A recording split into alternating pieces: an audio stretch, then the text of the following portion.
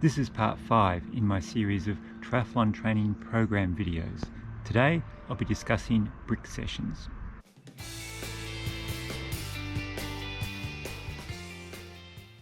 In its simplest form, a brick is when you do a run immediately after a bike ride, something we often refer to as running off the bike. If you've never done one before, it feels quite horrendous at first, but with practice gets easier over time until it starts to feel natural.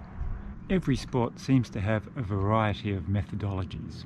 In triathlon, brick sessions tends to be where I see the biggest differences of opinion. Some coaches never prescribe them, and I see other athletes running off every bike ride. Today I'll explain my methodologies for a brick, a few sample sessions, and finally the details of the brick sessions I will schedule in my triathlon training program. My number one objective of a brick session is learning to pace. You need to learn what your pace is, and you need to practice holding that pace. We want to avoid starting off with a spike and ending with a downward slope. Other things I want in every brick session: ride the bike you are racing on. In my case, this will be my triathlon bike. While I do most of my ride training on my road bike, brick sessions are always on the tri bike. The bike and the run need to contain race pace efforts. Otherwise, what's the point? It just becomes 2 consecutive sessions. Ideally, the last 20 minutes of the bike and at least the first kilometre of the run should be at race pace. You are practicing running off the bike. That only really works if you are simulating the pace you will be doing in the race. Keep the transitions short, ideally under 5 minutes. The quicker the better. This is your best opportunity to practice fast transitions. While not essential for every brick session, the following become more important as you get closer to your race. You need to decide and test out the race gear that you will race in. Does it chafe? Does it work on the bike and the run? Can it hold your nutrition? How long will these transitions take? If wearing socks, are they quick and easy to put on?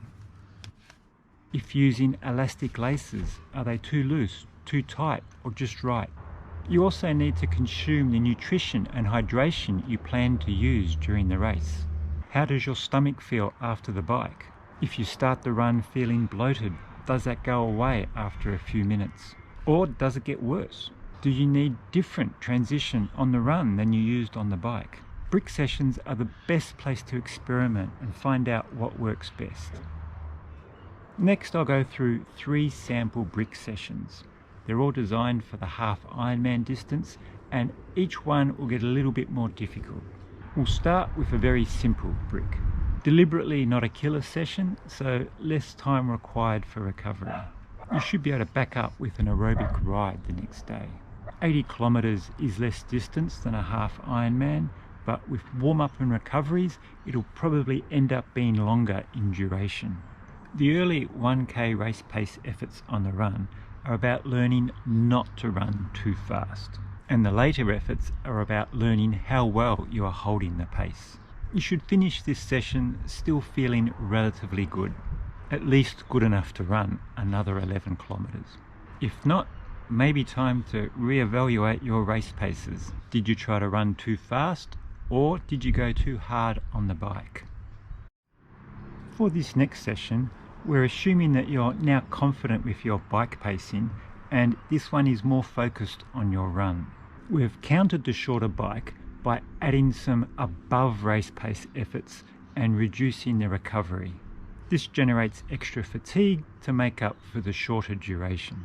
The longer run should provide a reasonable gauge to how well your race pace will work in the race. A slightly more advanced version of this session would be to increase the run intervals to 1 mile or 1600 meters and change the recoveries to 60 seconds rest.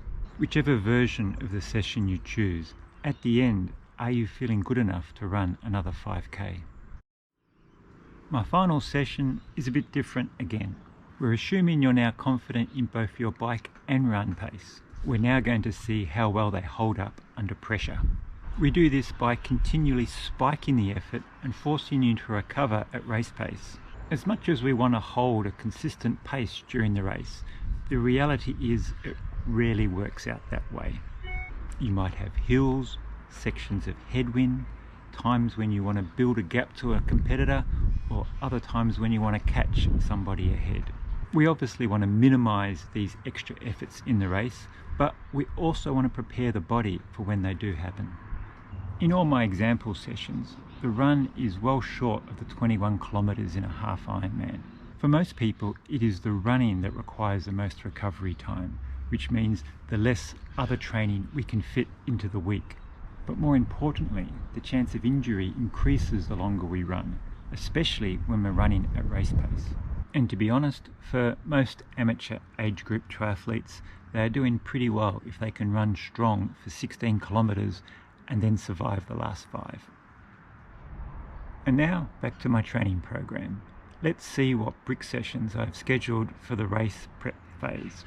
I've changed my usual Sunday long run into a run focused brick. This allows me to still do a long ride on the Saturday, which will add some lingering fatigue into Sunday, allowing me to keep the brick ride quite short at 90 minutes, half of which will be at race pace. I'm pretty comfortable with my bike pacing, so this session is focusing mostly on the run. It's not just working out the run pace, it's discovering what that feels like, especially avoiding going too fast at the start of the run. This session is scheduled 7 weeks out from the race. I repeat it 3 weeks out, but just increase the repeats of the run, changing it from 12 to 15 kilometers. Doing the same session twice gives you a chance to fix pacing mistakes. It also lets you see how much you've progressed. This is the toughest training session I do. We usually have 30 to 40 club members doing this at the same time. Somehow watching everybody else suffer makes it a little bit easier to bear. The first 60 minutes of riding and the last 10 minutes of the run are the warm-up and cool-down. Everything else is done at race pace. It might look confusing on the screen, but it's 60 minutes of riding followed by 25 minutes of running done 3 times. Except that the first ride, which includes the warm-up, is 90 minutes long. Adding in 2.5 minute transitions each time, you get around a 5-hour session. 3.5 hours of riding, of which 2.5 hours are at race pace, and 75 minutes of running, 65 of which are at race pace. When you include transitions, this is around 3 hours and 50 minutes at continual race pace effort. Typically more riding and less running than you would do in the race. Splitting up the runs between the rides means your legs get a bit of a break. I find I recover from this session far better than if it was a continuous run off the bike. This is scheduled 6 weeks out from the race. I'll do it on a Saturday, followed by a rest day on the Sunday, and then recovery week. 2 weeks out from the race, I'm looking more for a confidence booster. I should have all my pacing, nutrition and race gear sorted by now. This session is all about practicing holding those race paces. Especially on the run, I want to gauge my pace by breathing patterns and perceived effort rather than constantly looking at my Garmin. And the more confidence you have in your pacing strategy, the more likely you are to follow that on race day. I hope you found it interesting. If you enjoyed the video, please hit like and subscribe. It really helps the channel. See ya.